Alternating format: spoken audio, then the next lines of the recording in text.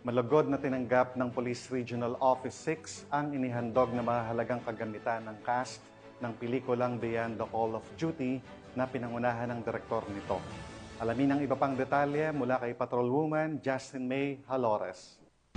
Bilang pagpapakita ng suporta sa Philippine National Police, naghandog ng mahahalagang kagamitan sa Police Regional Office 6 ang cast ng pelikulang Beyond the Call of Duty na pinangunahan ng direktor na si Jose Olinares nito lamang 11 ng Agosto taong kasalukuyan.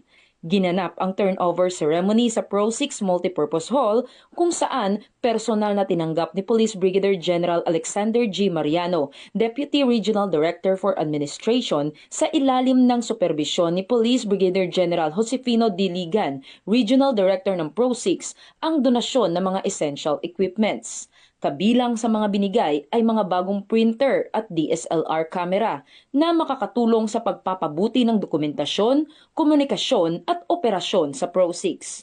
Ipinahayag ni Direktor Olinares na ang kanilang simpleng donasyon ay taos-pusong paraan upang makatulong sa mga pulis na mas magampanan ang kanilang tungkulin at maitala ang mahahalagang sandali ng kanilang serbisyo. Lubos namang pinasalamatan ng pamunuan ng Pro 6 ang suportang ito na malaking ambag sa kanilang layuning maglingkod sa publiko. Patunay ito na kaagapay ang sining ay patuloy na pinapalakas ng PNP ang pagserbisyo sa mamamayan para sa kapakanan ng sambayanan tungo sa mas mapayapang bagong Pilipinas. Mula rito sa Police Regional Office 6, ako ang inyong PNN Correspondent Patrolwoman Justin May Halores.